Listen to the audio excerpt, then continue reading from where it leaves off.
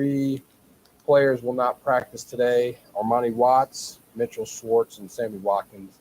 Everybody else is working in some capacity today. All right. All right, guys. Coach Toub is stepping up next. Hey, Coach, are you ready for us? Ready. All right, we'll start with Herbie Teope. Go ahead, Herbie. Hey, Coach, good morning. I'm sure you're well aware Harrison Butker has now missed extra points in consecutive games. What are some of the issues that you've identified that need to be worked on from a mechanical point of view? Well, from a mechanical point of view, I'm pleased with everything. I mean, I think Tommy's really stepped in and done a good job. There's nothing wrong with the holding. The snaps are good. I mean, Winchester's snapping as good as well as he's ever has. And, I just think it's a matter of, we had weather up there. I mean, you got to look at each day, and that was a tough day. I mean, he had 8, really, when you look at it, it's 8 field goals. I mean, an extra point's a 33-yard field goal. He had 8 of them and missed 1. That's the way I look at it. He was 7 for 8. If you look at it, their guy missed the first extra point too. So, I mean, it was a tough day. That was a weather day, and I thought our guys handled it well. Every day's different. I know he's got that, he's got a couple misses on extra points, but we have total confidence in Harrison Butker and what he can do going forward. Next to Matt McMullen. Go ahead, Matt. Hey, Coach, so the 102-yard kickoff return was one thing, but how proud were you of Byron for downing that punt inside the 1-yard line? Yeah, that was a great play. He had what a day he had on special teams. I mean, that was that kickoff return was something else. But yeah, that was a big play too. I mean, it was a great punt by Tommy. That ball could have easily hit the ground and shot forward. He's been working on it. It's good to see us get a good bounce there. And then really, Pringle needed to beat Johnny on the spot because that thing could have rolled into the end zone. He was right there. The returner tried to block him. He beat the block. Made a huge play right there for us and pinned the back for our defense. So just overall, what a day he had, with the 102-yard return too. And the way he hit that thing, he hit it with a lot of courage and confidence, and a lot of praise should go out for the guys that were blocking for him too. They did a great job blocking. There's a lot of good blocks in that play, and it all came together. Let's go next to Adam Teicher. Go ahead, Adam. Hey, Dave, how you doing today? Good, Adam. How you doing? Good. Regarding Butker, I mean, the fact that he's been really good on field goals, how does that play? Does that make it more difficult to figure out what's going on with the PATs? And Brad, I'll have a follow-up here. Same kick. I mean, it's the same field goal kick. I mean, it's a 33-yard field goal is what it is. I mean, extra point. It's not a chip shot anymore. It's just only worth 1 point. So he's got to look at him the same way, and he does.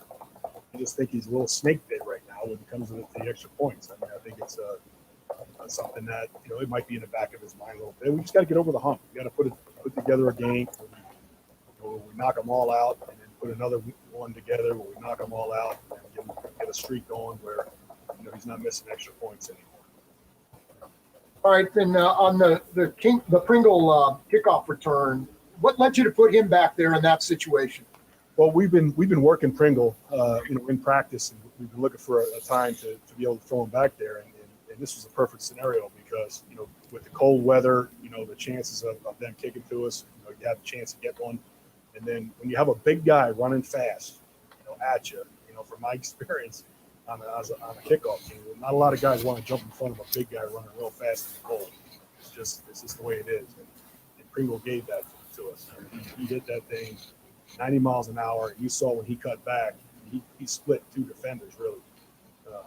And to try to make an on tackle when you're a big guy running fast like that, it's really hard to do. And once he made the cut back, and then it was over pretty much because he's got enough speed to be able to run away from everybody.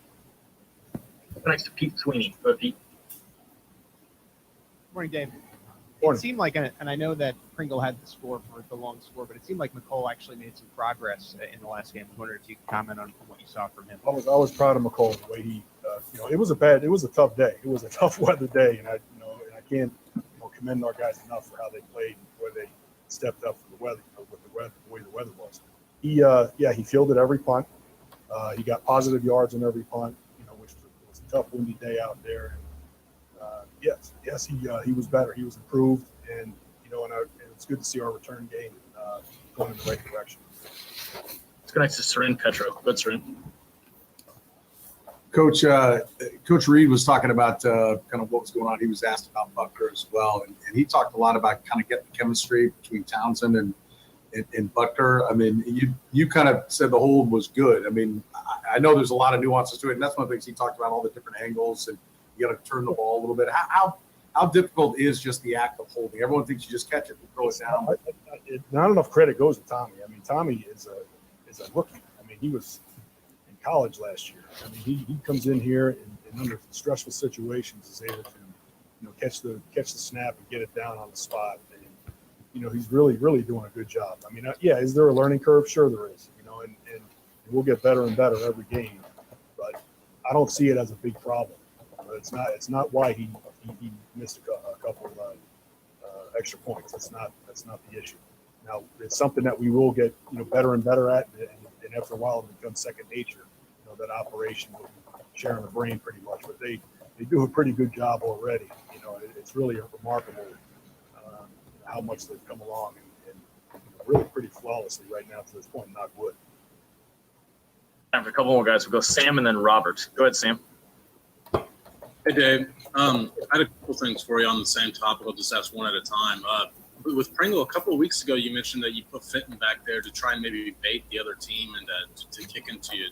Was that part of the strategy on Sunday? When you're a kickoff team, or if you don't know anything about a guy, it's that unknown. Like, sometimes you put a guy back there and they say, "Hey, let's see what this guy can do. Let's test him." And sometimes that happens. And that could have happened with Pringle. I'm sure. We might not get kicks to us. Maybe this game they try to kick a touchback with Pringle back there. But you put a new guy back there. A team sometimes they want to test you, and sometimes that's what we do.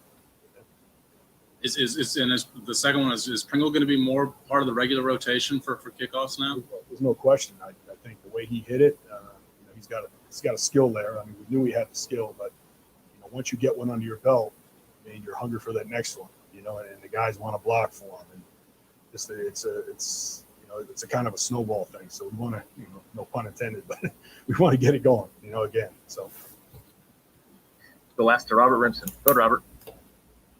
Hey, Coach. So Pringle kind of established himself as one of the guys that's a danger to take it to the house now. You've got like a slew of guys that can do that now on the roster. Just kind of explain the difference as returners between Meat Cole, Tyreek, Pringle, and I guess Fenton as well. Like, what's the difference between them? Obviously, they're fast, but what other? That's a good question. On your kickoff return, you're looking for a guy, maybe a bigger body type guy. That's, ideally fast. They have to have a lot of courage. You have to be able to stick it up in there, run through, we call it through running through smoke. Like you see bodies in there, but, you have to be able to run through those bodies sometimes. When you're a punt returner style, McColl's a punt returner style. You're looking for space. You're looking for openings. And you don't necessarily, it doesn't look like that. You don't get those huge openings on a kickoff return like you would like on a punt return. You have a chance to make guys miss an open field. So it's a different style guy. So we've been trying to get McColl to be that guy that can put it up in there, but we just have to design our returns around him. Give him returns that fit his style. Give Pringle returns that fit his style, which is that north and south. The double. Get the double team and let him make a one cut and hit it. So that's the difference, really. That's the main thing. You have a punt returner style and a kick returner style guy. And we talk about that every week, even with our opponents. When we play with opponents, we talk about what kind of guy are we facing. So, all those guys have different style. Fenton's more of a north and south guy. He's kind of like a Pringle, kind of a hybrid. He's kind of both. He can make a guy miss too at the same time. Coach Toub, we appreciate your time. Thanks for joining us. Got it. Take care. All right, guys, we've got Coach Spags coming up next.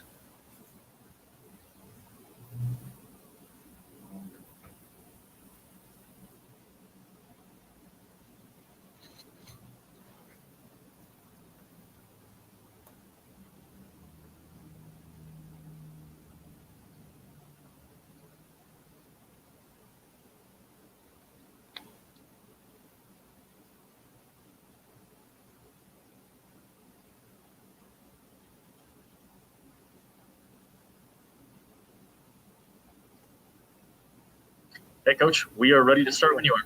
Okay. Well, Well, listen, excited to be here in front of you and talk a little bit of football. We just got done with a little walkthrough. What are we, Thursday, right? Well into knee deep into the Jets. Happy with how we played last week, and with that, I'll open it up. Go first to Herbie Tiobi. Go ahead, Herbie. Hey, Coach, it's still morning, so good morning. Yeah, good morning to you, Herb. Last week you had mentioned wanting to keep the defense so they don't become complacent. This week against the Jets team, that on paper suggests that you guys should win. But how important is that message of not getting complacent when you face a team like this? Yeah, it'll be the same message. And to me, this is the player and coach. I'm talking about all the guys in the unit in the defensive room. To me, this is the most challenging kind of challenge. Look, it's easy. We all know when we're playing in the big games and playoff games, et cetera, et cetera. Everybody knows those, and the emotions are there. You don't even have to worry about that. It's just matching the focus with the emotions. Now it's getting both the focus and the emotions where they need to be. I think our group handles that really good. All we've ever focused on is getting better. We'll be better today than we were yesterday, and hopefully, if we can just keep doing that, we'll find a way not to have a letdown. Next to Adam Teicher. Go ahead, Adam. Hey, Steve, are there things you're looking for in the second half of the season as far as defensive improvement as opposed to just kind of general defensive improvement? Are there specific things? And Brad, I'll have one quick follow-up. Yeah, I mean, I would say this, Adam. I'm always, in the coaching staff is always on the improvement of technique. I mean, there's little ones that are sticking in my head right now that I showed this morning on film, and not a grand scheme deal. And we have something we call a free call, and that wasn't executed really good yesterday. And so that needs to get better. And there's areas in our run fronts that need to get better. There's always things that need to get better. And again, listen, it's going to sound cliche-ish, but it is just being better than we were yesterday. And if we just focus on that, most of that stuff will take care of itself. I don't get involved in, this particular, this part of the statistics needs to improve. I don't even go there. It's just more about the scheme and what we need to do from a technique standpoint. Okay, just a couple areas I wanted to get your thoughts on and whether it was reasonable to make significant improvement there. One is red zone and the other one's third downs. Yeah, definitely red zone. The third downs always are going to frustrate me. I thought we did better in that last week. Those two areas, to be quite honest with you, Adam, are two objectives that we keep on there weekly as far as what we need to do against this opponent. It changes depending on who the opponent is, but those never change. Red zone, no question, needs to get better. We've allowed people in there to score, and that has to stop if we want to go where we want to go. Go next to Pete Sweeney. Go ahead, Pete. Hey, Coach, got an extended look, and probably because of what the Broncos are doing at rookie Willie Gay. Was wondering what you saw in your eyes. And then just another thing was Chris Jones. It felt like he was really cooking. How much of an impact when Jones is really on does that make for your entire defense? So Gay and then Jones.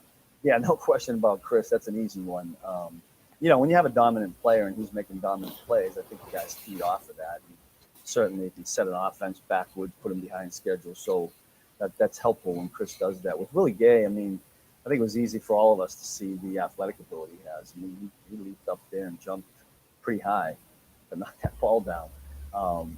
We've always known that about him. It's just him getting rep after rep after rep. He's been walking in there more with Hitch and Damien, who have been great with him, taking him under their wing. And so we're hopeful that he can just continue to improve, and we'll try to slot him in there where we can. You're right, a couple of weeks ago, based on what the opponent did, it didn't dictate him being in there as much, and certainly this past week in there quite a few more reps. Next to Nate Taylor. Go ahead, Nate.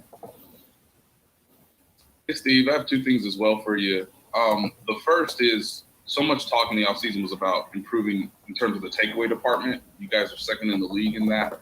Just why do you feel like you guys have been better so far this year with the ability to take the ball away to give the offense maybe a short field too? Yeah, first of all, I always get worried when I hear a ranking and it's good, because we set ourselves up to go the other way, and I don't want that. I never even look at it. I've told our guys before, there's two S words that we don't worry about until the end of the year: statistics and standings. But you mentioned it, so I'll go there. I don't listen. There's no key reason here. We're always pounding and emphasizing, punching the ball out. Production's at the ball, et cetera, et cetera. And Jim Johnson, who I worked with him in Philadelphia, used to say all the time, sometimes they come in bunches, and They have come that way. It'd be nice if that continues. But my message really is we can't rely on that. If you don't get them, you've got to be playing good enough defense where you keep people out of the end zone and off the scoreboard. And certainly turnovers help. But you're not always going to get them. So keep our fingers crossed they keep coming. Let's go next to Todd Lebo. Go ahead, Todd. Coach, I guess I'd say good afternoon now this afternoon. But you mentioned earlier about the challenge of being ready for a team like the Jets that haven't won a game yet this year. Is it a bigger challenge this week to work on yourselves, or are the Jets more dangerous for you guys, or are you more dangerous to yourselves? Well, there's probably a lot of what you're saying, but look at, say what you want. If you turn on the first half of last week's game, the Jets against Buffalo, Sam Darnold and Frank Gore and the runners, I mean, they had it cranking. They were ripping off some yardage. They were throwing the ball down on play action. They didn't finish a couple of drives and get in the end zone, but there's still skill over there. Those guys are NFL players that can certainly make us look bad. So we're not taking anybody for granted. We've got a great deal of respect for the coaching staff that they have there, the players that they have. We're never going to disrespect anybody. We are going to focus on ourselves and what we need to do, because I think we do that every week, no matter what team we're playing. So keep our nose to the grindstone and keep working and find a way to play good defensive football on Sunday. Got time for two more. We'll go Matt Derrick and then Steve Walls. Go ahead, Matt. Hey, Coach, you've had some injuries you've been dealing with on the defensive line, and last week you got Colin back. This week you're getting Mike Vanna back to practice. Just curious, what with Colin you saw last week that you liked, and how's Mike Vanna looking so far? Yeah, Mike looks great. The training staff has done a great job getting him ready. So we think we're going to be okay there. Colin, he had one really good play at the end of the game where he, what I call face-up tackle the guy right in the hole, which we need. You'd have to ask him if he feels like I haven't really asked him that question if he feels like he's 100% yet, but it usually takes a little while with that kind of injury. You got to get your feet wet a little bit to get in the game. So fortunately for us, he was able to get in there this past week. But we need all the big guys. I mean, they go up, like you said, we've had some injuries there. Guys have been up and down. So keep enough of them healthy to take care of the things we need to do up front. Let's go ask Steve Walls. Go ahead, Steve. Hey, Coach. Tyron said after the Raiders game, and I know it was a couple weeks ago, but that they were successful because they caught you guys in different coverages. I know you were successful last week on the defensive side, but has it been a point of emphasis for you to disguise those coverages in different ways? We always do that, Steve. I think it's been a while to go back and think about what happened on those. I know they had some explosive pass plays, but when teams do get explosive pass plays on you, that's a recipe for not good defensive football. So certainly the guys took it upon themselves to make sure that didn't happen. We called things a certain way to try to help that, but yet we got to find a way to not have them run the ball as much as they did. So everything's kind of dictated by how the game's going, but we'd like to be a complete unit. Play really good against the run, not allow the explosive pass plays and get off the field on third down. Ball gets in the red zone, stop them down there. So we're looking to do all of that. Certainly there's some areas we need to get better at. Coach, we appreciate your time. Thanks for joining us. You got it. All right, guys, we got Coach EB coming your way next.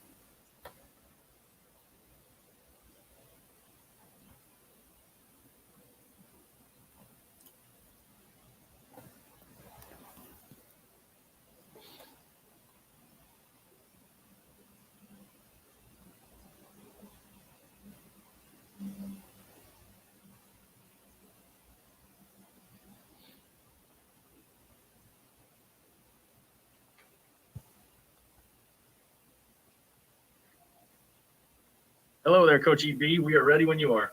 All right. Good afternoon. I hope that everybody is still remaining safe, and I hope that everybody's families is staying safe as well. Last week, I thought was a great example of a team victory. I thought we had some key players step up in some defining moments. But one thing as an offense, we want to make sure that we remain humble and we remain focused on making sure that we eliminate the self-inflicted wounds. We want our guys to go out and execute with great attention to details, but also, too, as a coaching staff, we want to make sure that we're putting our players in the right situations and giving them the opportunity to be successful. So with that said, I'm all ears. Let's go first to Pete Sweeney. Go ahead, Pete. Hey, good afternoon, Coach. How difficult and then thus how impressive has it been that Byron Pringle with limited targets has been able to come in and make these big catches and then with limited returns be able to do what he did the other night? It doesn't surprise me at all. Pringle has been, he's been a hardworking kid. I mean, we've had him. He was right down the road at K-State. We knew exactly what Pringle could bring to the table. He works his tail off each and every day. He's a guy. He's a smart kid, and he's a kid that also understands that he has to make the most of every opportunity when presented.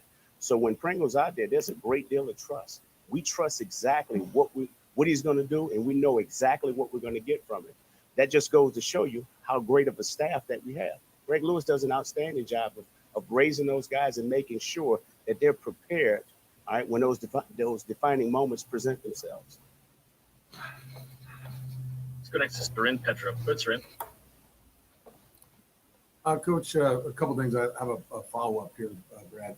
Just first of all, your overall impression of getting a chance to see Le'Veon Bell out in game situation, how he did, maybe some things that he needs to work on or things that can be expanded as he gets more time. You know what? I thought he did a heck of a job. Got the rust off. He had some huge runs. I know he was excited. He probably felt like at first day of starting on varsity as a little kid, when you have that opportunity to do so in high school. But I thought he did a heck of a job. But also he understands there's a little few things that he needs to continue to clean up. And a part of that is just understanding the language that we speak. He may know it on certain days, and it may not click at certain times. But as far as what he's doing, he's going to be all right. And then on running the ball, before the kneel downs, before the end of the game, you guys were averaging 6.5 yards a carry. And the game, because of a defensive score and a special team score, you only got, I think 41 plays is all that Patrick played in that game. How difficult is that, to get the ball going, to try to get into a rhythm? You obviously didn't need it. You got the 40 points. I'm not knocking you like, hey, you should have done more. But like, it doesn't present challenges when you don't have that opportunity to kind of get the rhythm going the way you're used to. You know what's right? I'll say this. It does present challenges because we didn't execute as well on offense when it came to third down. We got to be more efficient. We have to move the chains. We've taken a tremendous amount of pride in making sure that we can clean up those issues. Now, that obviously starts with us here as a coaching staff. And so we've taken a look at it, we've addressed it, but now ownership falls on our players. And what does that mean? That means, hey, let's make sure that we're studying. Let's make sure that we're out there executing exactly what we need to execute. On top of that, when there's longer situations, let's make sure we're getting the proper route depth. Let's make sure we're getting the proper calls up front to protect the quarterback. And then when given an opportunity, we just got to let it go and make sure that we're getting the ball to the right particular people. Let's go next to Nate Taylor. Go ahead, Nate. Hey, Eric. It appeared that you guys put an emphasis on getting McColl the ball early against the Broncos. So I guess, A, is that indeed the case? And then B, could this be the start of him putting more positive reps on tape and maybe the start of a trend in a positive direction for McColl? Well, first of all, I'll start backwards. I'm hoping that it is a positive trend. I thought he did a heck of a job of starting the game off for us. I mean, he had two explosive plays. The kid he's a tremendous kid. He's a very intelligent kid. But the thing that we talk about all the time is making sure that he's straining the finish and making sure that second effort is always there. Because my biggest conversations that I always discuss with him is not what he's going to do when the ball is in his hands. It's what he's going to do when the ball is not in his hands. And that's the mindset that we want to take because we want all of our players understanding, okay, the importance of what they do and how it impacts others. So we're counting on him to step that role up, but also to continue to trend in the direction that he's headed. Next to Adam Teicher. Go ahead, Adam. Eric, wanted to ask you about Eric Fisher. What signs, he had some rough moments early in his career, obviously. What signs did you see back then that he was going to become the player that he is for you now? Yeah, one thing I will say, Fish is, first of all, he's a great kid. And I will say this, he's had his struggles, but you know what? That kid has never, ever turned down from a fight. He's found a way to persevere through adversity. He'll tell you, he hasn't had a lot of proud moments. But one thing that you see as his confidence started to develop, as he overcame all the injuries, he started changing his body by developing the strength that he needed. The strength and conditioning guys did an outstanding job with him. And then just building in the faith in what Coach Eck was telling him. And so you combine all that. Now he's starting to step up and do a lot of good things. Now you got to understand he plays a position that's always going to be criticized because he's the left tackle. But with that comes a great deal of expectations. And he understands that, hey, I have to be on top of my game each and every day. And like I said, if he makes a mistake, we're okay with that. The thing I'm more than anything want to judge him on is how he responds the very next play. That's all that matters. But the kid has taken giant steps forward. We want to continue to see him grow in that right direction. Let's go next to Sam McDowell. Go ahead, Sam. Eric, Patrick talked to us this week and after the game about the fact that he feels like he's taking fewer risks because the defense necessitates fewer risks. Is that a conversation you had at any point, whether it's after his rookie year, about some of the risks he did used to take early in his career and maybe trying to eliminate some of them? Well, he's a gunslinger.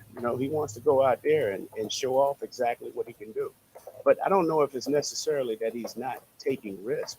I think what has happened is that he's doing a better job of just taking what is given because, those guys are playing far and beyond what we were expecting sometimes. But one thing that he's doing, he's just finding the open guy. And in those short to medium range, we got some guys that can catch and turn up and make some special things happen. So that just comes with maturity. It also comes with just a growth process and understanding what we're doing, but also understanding how teams are lining up and playing against us. So kudos to Pat. I'm very proud of where he is right now, but he also understands that he got to keep chopping that wood and keep cleaning up the little detailed things that's going to continue to help him be the special player that we expected him to be. We've got time for a couple more guys. We'll go Matt, Derek, and then Darren. Go ahead, Matt.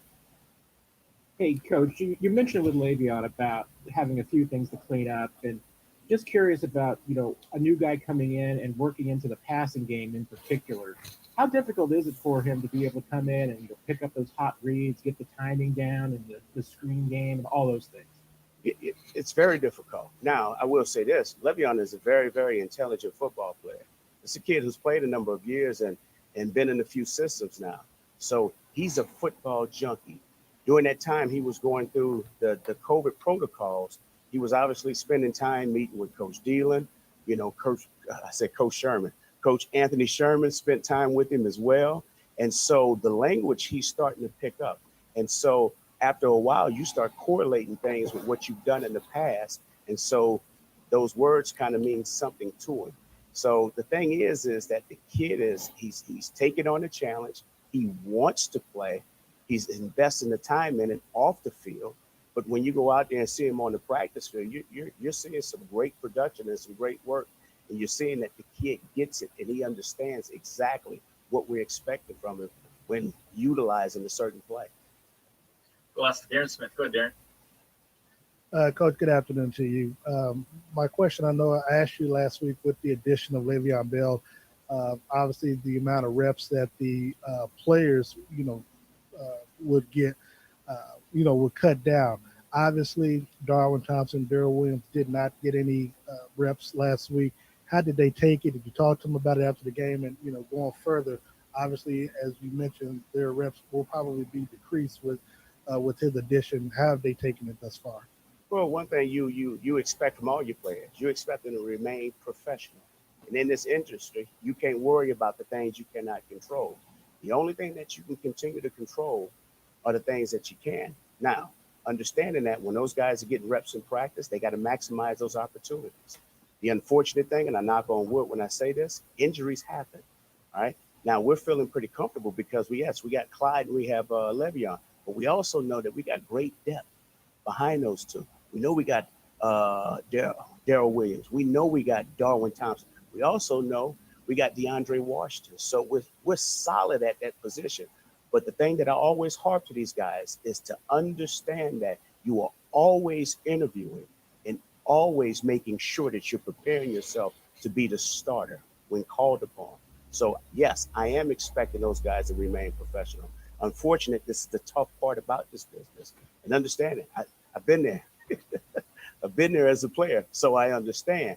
But you got to make sure that you understand that you do have value, okay? So it's important that they define their value each and every day.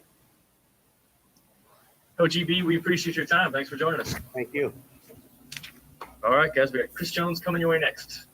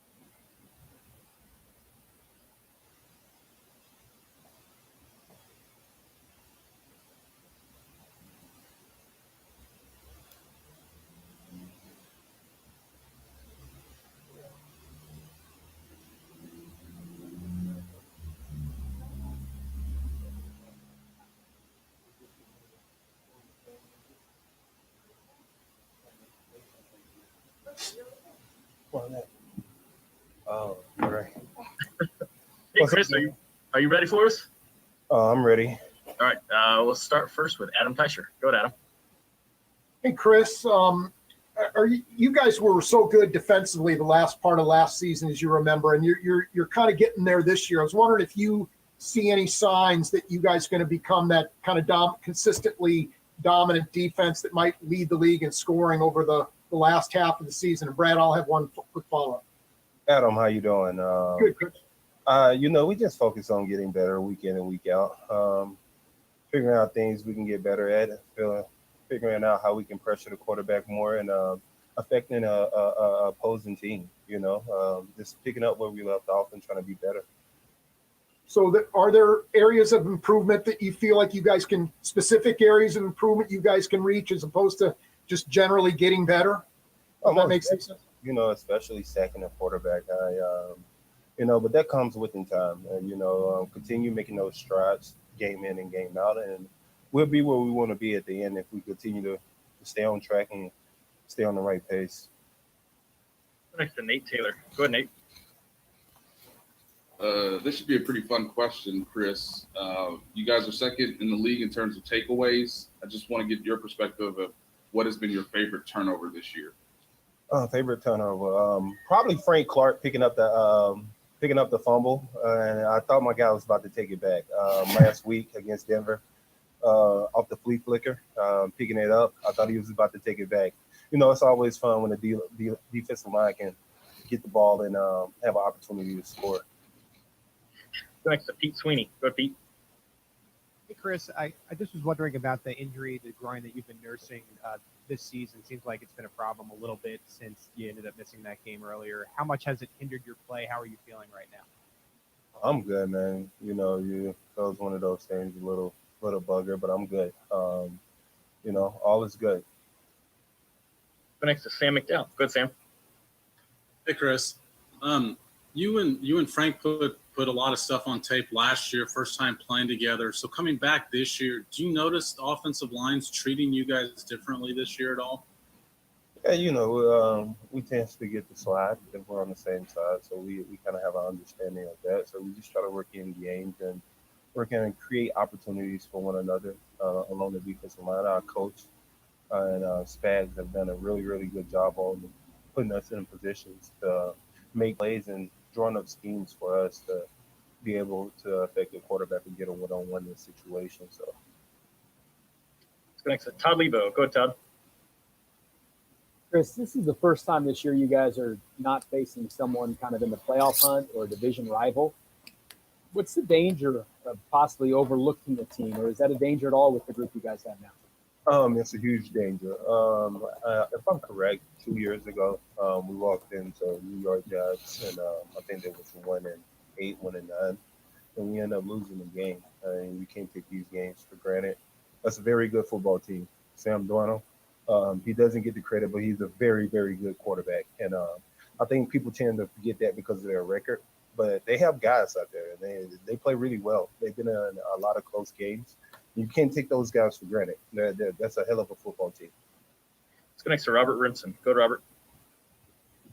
Hey, Chris, you were probably the biggest advocate for bringing Le'Veon Bell to Kansas City, and you finally got him on you guys' sideline last week. What was it like finally having him on the sideline? Was it everything you thought it'd be? Yeah, I told him from the beginning he'll love it.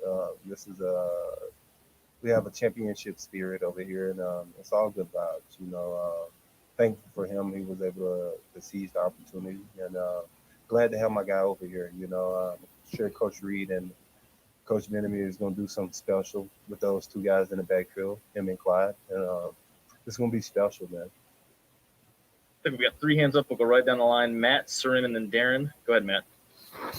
Hey, Chris, I'm just curious about what life was like this year in the locker room with everything being kind of different. You usually rule court in there. I mean, on the basketball court, and taking care of business, and building chemistry. What's it like this year? Unfortunately, they done took the roles down, especially with everything going on in the COVID and everything. I thought I was going to get the chance to dunk on some Toronto Raptors, but now, now it's just we're just playing music, having fun, talking again amongst the rules, and still in communication with all my teammates, man. We still found ways to get it done. I just can't say much, but we still found ways to have fun. Let's go next to Sarin Petro. Go ahead, Sarin. Real quick, Chris, before I ask my question, do you remember who the DC was that game? You mentioned the Giant game where you guys got stung looking past. Do you remember who the defensive coordinator was for the Giants? If I'm correct, it was Coach Staggs. Yeah, okay. I didn't know if you remember. After they beat us, I figured we wouldn't get it and win a championship with it. It worked out well. You were just talking about, we used to hear you talk a lot about the offense, right? Like lobbying to get yourself in there, maybe a little quarterback, tight end, something like that. You still lobbying for that now with the years under your belt? You trying to get over on that side of the ball at all? Listen, no disrespect to Dontari Poe, but if he was able to sneak a quarterback pass in a huge game, I'm sure somewhere down the line, and maybe 1 year, maybe this year, maybe 2 years down the road, I'm very patient. I'm gonna get me a touchdown with the offense. I promise you that. I'm not stopping, and I need you guys to help me. Make sure you guys continue to promote it, because as the promotion gets noticed and focused towards the team, and Coach Reed might want to try a little sneaky, never know. Let's go last to Darren Smith. Go ahead, Darren. I don't even know I can top that one with that shot at Don Terry like that. Chris, I'm still waiting on our barbecue date, but seriously, what do you look at when you look at like the New York Jets and you see their coach on the defensive side of the ball by Greg Williams? Is there anything that you take away or that you see from that defensive side of the ball that you may try to incorporate or the team may try to incorporate individually? On the defense side of the ball?